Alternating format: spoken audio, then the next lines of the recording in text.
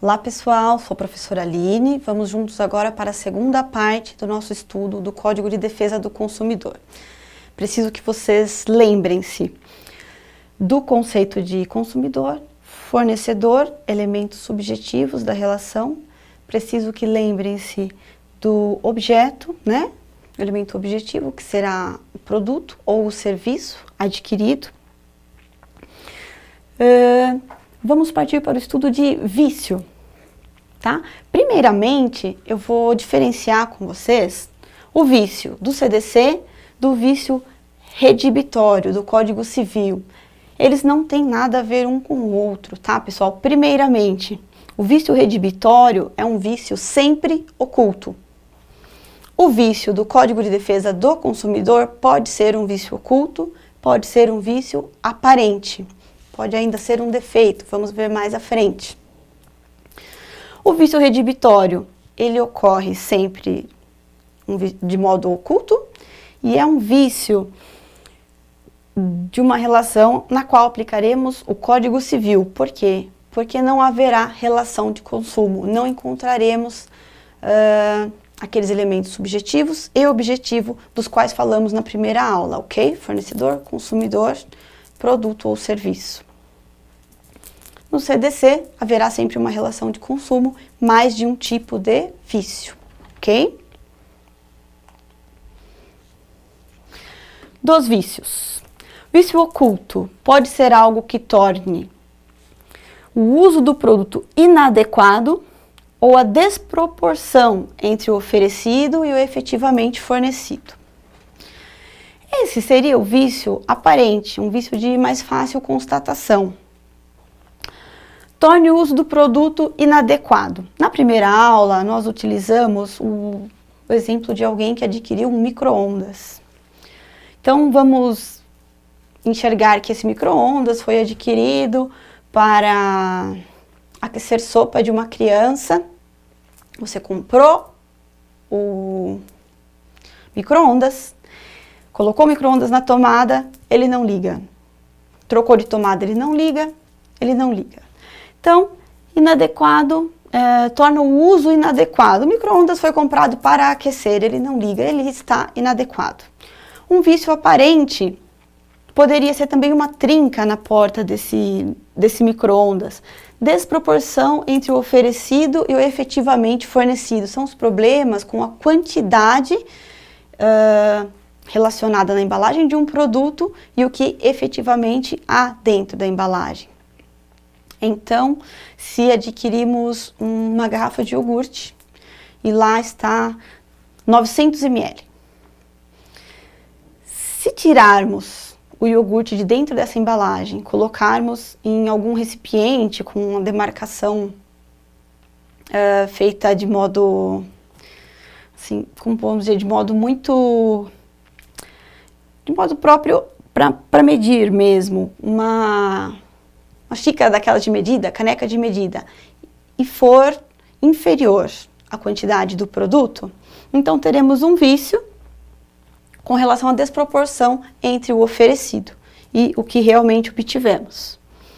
Vício oculto. A identificação não ocorre no momento de sua aquisição, aparecendo apenas ao passar do tempo durante o seu uso.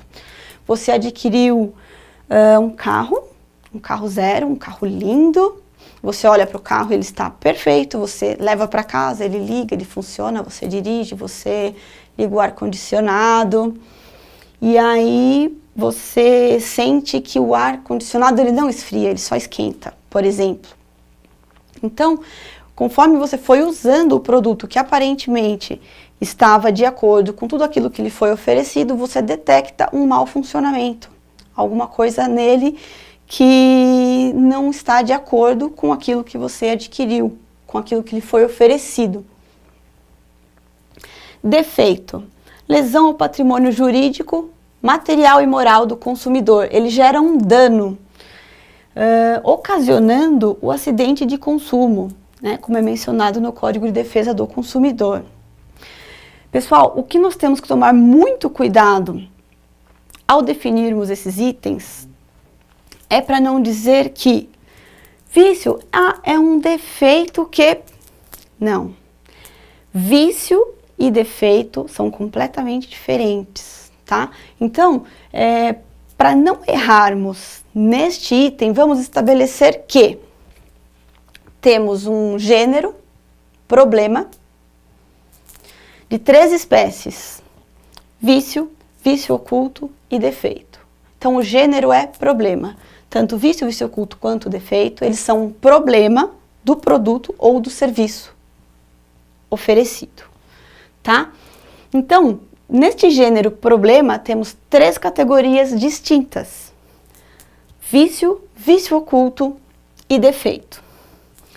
O vício de fácil constatação, acredito que já tenha ficado fácil de entender, né? O mais simples de todos, nós pegamos o produto e verificamos o problema que está nele.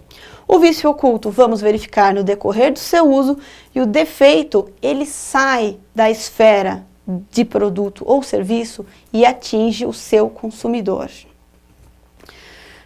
Num exemplo de um liquidificador, você adquire um liquidificador, se ele tiver um vício aparente, você vai verificar que ele não liga, você vai verificar que tem uma trinca no seu copo, você vai verificar que as peças vieram trocadas, eles não se encaixam.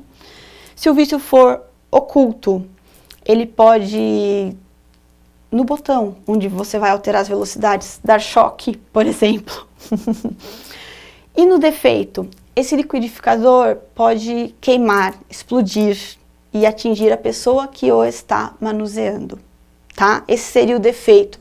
Num carro, o vício aparente, o carro riscado, alguma peça quebrada. O vício oculto, você vai detectar na utilização desse carro, né? Um ar-condicionado que só aquece, não esfria, uma redução de potência inexplicada, de acordo com aquele motor, aquele carro zero que você acabou de adquirir. Defeito, você tenta frear, o carro não freia, ocorre uma colisão e você sofre algum dano físico, por exemplo, né? Na batida, você se fere, é defeito, tá? Pessoal, por favor, gênero, problema, 3 espécies diferentes que não se confundem: vício, vício oculto e defeito, ok? Com relação à responsabilidade, é muito importante diferenciarmos esses problemas para podermos aplicar a responsabilidade. Quem responde por vício do produto ou serviço? Todos. O que são todos, professora? Todos são produtor, fabricante, fornecedor, importador, comerciante, são todos. Respondem pelo vício, por isso a importância de sabermos quais são os vícios. Pelo fato do produto ou serviço. O que é o fato? Quando nós definimos defeito, né? Aquilo que atinge a pessoa. Via de regra, quem responde pelo fato é o fornecedor, tá? O produtor. O comerciante não responde pelo fato, a não ser que veremos em instantes. Na nossa primeira aula, eu mencionei que a responsabilidade do Código de Defesa do Consumidor, né, perante os consumidores para efeito de indenizá-los é sempre objetiva, né? Não necessita avaliar culpa, mas havia exceção. Qual a exceção? O profissional liberal, tá? Então, com relação ao profissional liberal, a responsabilidade do Código de Defesa do Consumidor, ela é subjetiva, haverá verificação de culpa, ok? Bom, por vício do produto ou serviço, todos respondem. Pelo fato do produto ou serviço, produtor, importador, fornecedor, mas não aquele que, não o comerciante, não aquele que o vendeu, via de regra. Por que via de regra? Se eu comprar um determinado suco, esses sucos industrializados, e esse suco me fizer mal, quem vai responder não é o dono da padaria que vendeu esse suco, mas o seu produtor. Desde que o produto tenha sido armazenado corretamente, tenha seu rótulo, identificação de quem o produziu, porque eu saberei a quem devo procurar para buscar o meu direito de indenização, né? Se eu vou no supermercado, adquiro uma caixinha de suco e esse suco me faz mal da mesma forma, eu não vou voltar no supermercado, eu vou diretamente na empresa distribuidora daquele suco que está relacionada na embalagem. Mas se o comerciante pega a minha garrafinha de suco e ele vende uma garrafa transparente com suco dentro, de modo que eu não possa identificar o produtor ou o fornecedor. O meu contato foi com o comerciante, com ele adquiri aquele produto e de lá senti-me mal, passei com um médico, verifiquei que o que me causou aquele mal foi o suco e qual a única referência que eu tenho para reclamar? O comerciante. Então, pelo fato do produto ou fato do serviço, responderá o produtor, fornecedor, distribuidor, importador, desde que identificados no produto. Se o comerciante impossibilitar a identificação dessas pessoas, ele responderá, tá ok? O vício do produto ou do serviço, a responsabilidade é solidária, todos responderão. Então, neste segundo item é que temos que estar atentos se há a identificação dos produtores, fornecedores e se podemos dessa relação excluir o comerciante na parte de indenizar o consumidor.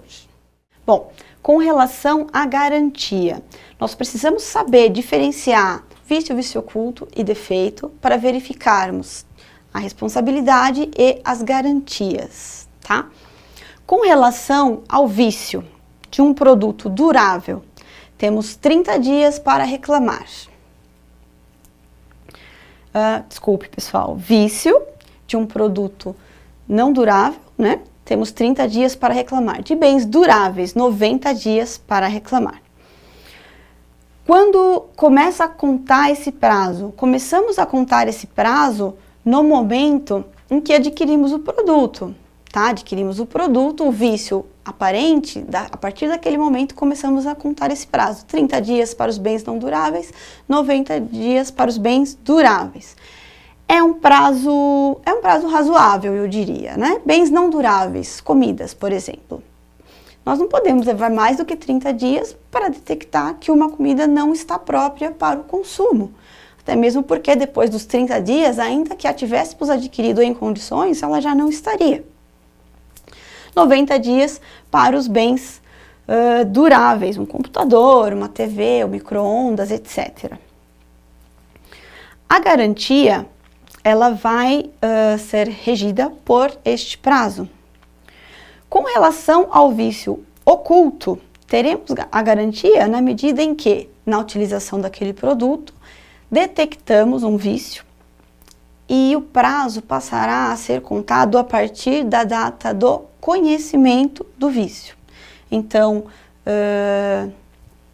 adquirimos um produto, passamos a utilizá-lo, detectamos um vício oculto, um mau funcionamento, e a partir da constatação desse vício, temos o prazo para solicitar a garantia, tá? A garantia, ela pode ser uma garantia legal e uma garantia contratual. Garantia legal, ela é imposta por lei, pelo CDC. Será 30 dias ou 90 dias, de acordo com a análise do produto, ser um bem durável ou não durável. A garantia legal, ela pode ser estabelecida, a garantia legal, essa que mencionamos, a garantia contratual, ela pode ser uma garantia maior, né, dada pelo fornecedor. E essa garantia, a contratual, ela pode estar condicionada a alguns requisitos, como por exemplo na aquisição de um carro. É comum que as montadoras, né, as concessionárias deem 3 anos, 5 anos de garantia, desde que realizem as revisões na concessionária a cada 10 mil quilômetros ou assim que atingir 6 meses, aquilo que ocorrer primeiro. Então, essa garantia que ela é acima da prevista por lei, que o fornecedor dá, muitas vezes até para fidelizar o cliente, isso é permitido, tendo em vista que, de alguma forma, aumenta o benefício do consumidor, dando um tempo maior de garantia, mas o consumidor está subordinado, vamos dizer assim, a realizar alguns procedimentos para poder usufruir daquela garantia. Então, ele terá que levar o carro para fazer a revisão se ele quiser ter aquela garantia maior, tá? Essa é a diferença da garantia legal para a contratual. A legal está no CDC, tem que ser cumprida. Não há condição para que o consumidor tenha direito a essa garantia. E a garantia contratual pode ter que se cumprir alguma condição para ter esse direito, tá ok? Temos um exemplo em que a montadora de uma concessionária devolveu ao consumidor o valor pago por um carro 0 km. O veículo foi comprado na concessionária, apesar do consumidor ter cumprido todas as orientações. Que orientações? As condições para ter direito à garantia estendida, revisão, né? Com cerca de 10 mil quilômetros rodados, o veículo apresentou perda de potência, forte ranger metálico no motor e parada súbita. Após um mês, o fabricante informou que o motor apresentou falha e fora substituído, mas o consumidor se recusou a retirar o veículo. Pessoal, com relação à garantia, nós temos que obedecer a um critério temporal para termos direito à garantia. O fornecedor também tem um prazo para nos atender da solicitação da nossa garantia e da reposição do produto que obtivemos. Quando acionarmos o fornecedor acusando um defeito, eles têm 30 dias para consertar, né, para nos devolver o bem que nós adquirimos em condições de uso, ou ainda para trocar, para nos dar um outro produto igual, de mesma funcionalidade, enfim, que atenda aquilo que compramos. Caso em 30 dias isto não seja realizado, nós vamos cair numa situação prevista no artigo 18 do Código de Defesa do Consumidor, em que adquirimos o produto, detectamos o vício, informamos o fornecedor dentro do prazo da garantia, cumprimos com a nossa parte. O fornecedor tem 30 dias para resolver o nosso problema. Vamos lembrar que problema é o gênero, no qual temos 3 espécies: vício, vício oculto e defeito. Detectado o problema, que o fornecedor tinha 30 dias para resolver, ele não o fez. A partir deste momento, nós, consumidores, temos o direito de escolher dentre as alternativas no artigo 18, inclusive não querer mais o produto e querer o seu valor corrigido. E foi o que aconteceu nesta situação.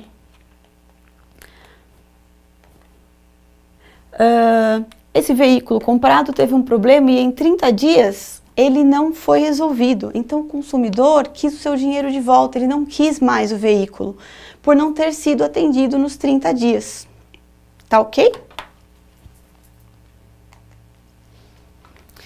Direitos básicos do consumidor. Pessoal, isso aqui quando eu falei para vocês que boa parte do estudo de Código de Defesa do Consumidor poderia ser intuitivo, né? Para que vocês realmente valorizem essa matéria como algo que pode os beneficiar muito no exame de ordem. E aí eu apareço para vocês com algumas situações aqui elencadas no artigo 6º do Código de Defesa do Consumidor. Aí vocês já começam a se preocupar: mas professor, eu vou ter que decorar isso. Não, pessoal, eu vou falar de um por um e vocês vão notar que quando eu falei de algo intuitivo, isso aqui se encaixa perfeitamente, tá? Então, os direitos básicos do consumidor estão no artigo 6º do Código de Defesa do Consumidor. Temos lá proteção à vida, saúde. Se determinado produto colocado no mercado coloca em risco a vida ou a saúde, é preciso dizer que podemos aplicar o Código de Defesa do Consumidor, que ele de alguma forma atinge um bem importante do consumidor? É preciso você saber que isso está no artigo 6º? Não, né, pessoal? Então, se em determinada situação, em determinada questão, aparecerem itens que, de certa forma, atingem de modo ruim o consumidor, vocês vão lembrar-se dessas situações que vamos comentar como os direitos básicos do consumidor. Então, proteção à vida, à saúde, segurança. Segurança poderia, inclusive, estar no mesmo item da vida, da saúde, não é? Algo que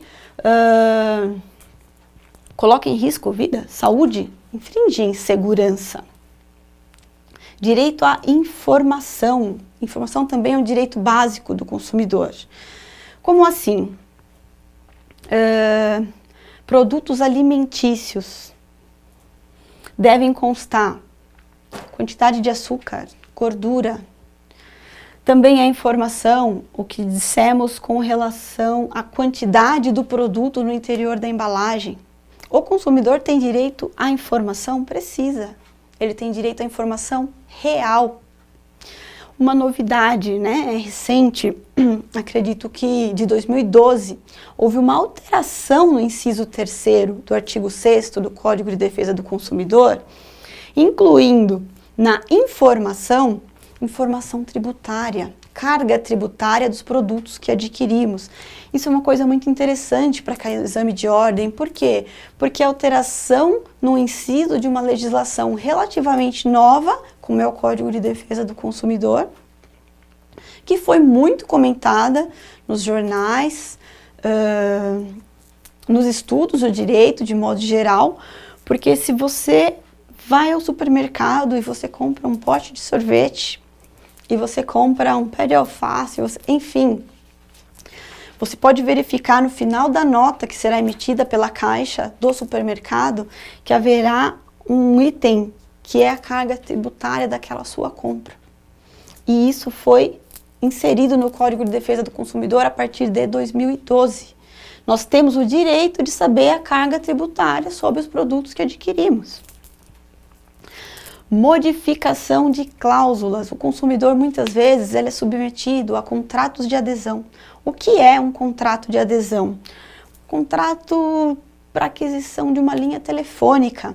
Porque você não vai na empresa telefônica e a empresa diz, olha, nós podemos disponibilizar o serviço deste modo, deste valor, com essa periodicidade. Você fala, não, mas sábado e domingo eu não fico em casa, eu quero telefone só de segunda a sexta, mas eu quero tal valor. Mas vocês não podem transacionar.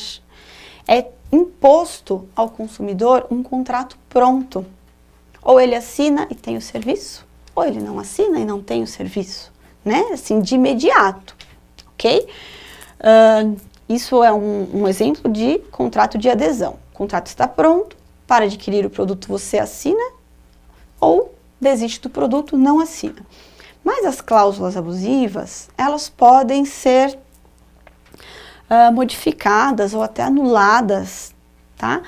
Então, é possível a negociação de cláusulas ou mesmo anular cláusulas depois de um contrato ter sido assinado. Ou, por vezes, ainda, você pode realizar um contrato que naquele momento tinha cláusulas das quais você tinha conhecimento, mas era conveniente, não lhe causavam um mal.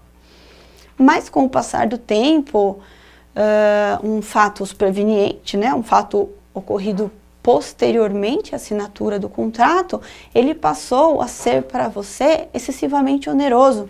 Então é possível revisar essa cláusula que fez com que esse contrato, que no momento da adesão era conveniente, mas passou a ser excessivamente oneroso. O consumidor tem esse direito, é um direito básico do consumidor.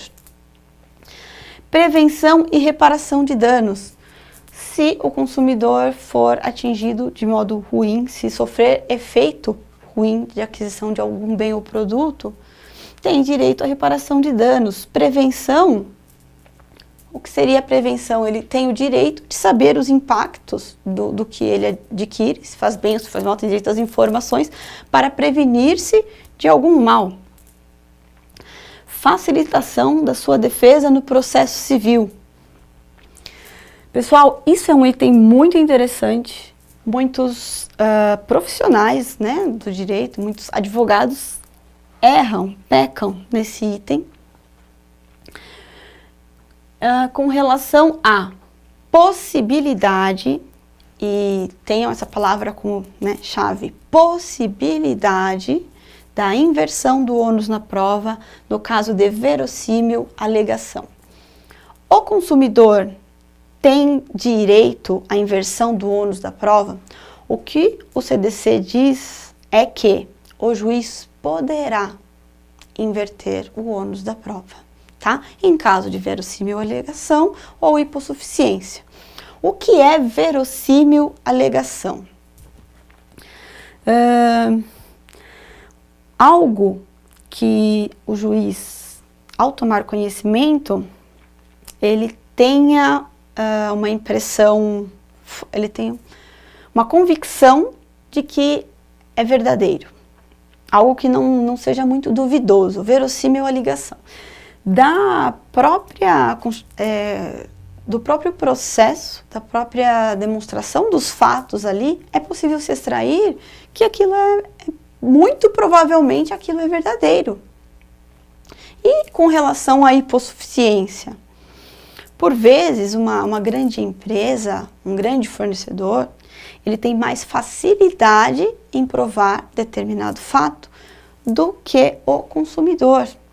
Se o juiz detectar verossímil alegação, né, a maior probabilidade daquilo ser verídico, e que seria mais fácil, diante dos recursos que o fornecedor tem, ele provar determinado fato do que o consumidor, o juiz poderá inverter o ônus da prova. Então, pessoal, não esquece que é poderá. Por que eu disse que muitos advogados erram nisso? Perdem causas por isso. Porque quando ele está do lado do consumidor, ele redige os fatos e não se preocupa com as provas. Ele diz, eu estou do lado do consumidor, eu tenho benefício da inversão do ônus da prova, eu não preciso provar nada. Quem vai provar é o fornecedor. E não é bem por aí. Então, o que pode ocorrer? Pode ocorrer que ele vai lá relatar um determinado fato do qual o juiz não se convence, não identifica a verossímil alegação. Ele relata um fato que não exige uma especificidade técnica para comprovação, não exige um laudo muito elaborado e que seria algo que o próprio consumidor poderia provar, mesmo diante da simplicidade dele. E se o juiz verificar que não há verossímil alegação, que o consumidor poderia provar aquilo e quem alega tem que provar, via de regra, ele pode não inverter o ônus da prova. Tá ok? Acesso facilitado aos órgãos administrativos ou judiciais.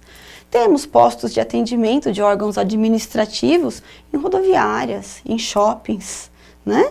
Então, é um dos direitos básicos do consumidor e é disponibilizado aos consumidores, de certo modo. Prestação de serviço público adequado. É direito básico do consumidor, está previsto no artigo 6º do Código de Defesa do Consumidor. Acho que dificilmente encontramos isso em algum lugar, não é? Serviço público adequado, mas enfim, está no rol, tá ok? Pessoal, continuamos na aula seguinte com mais assuntos para o nosso exame de ordem.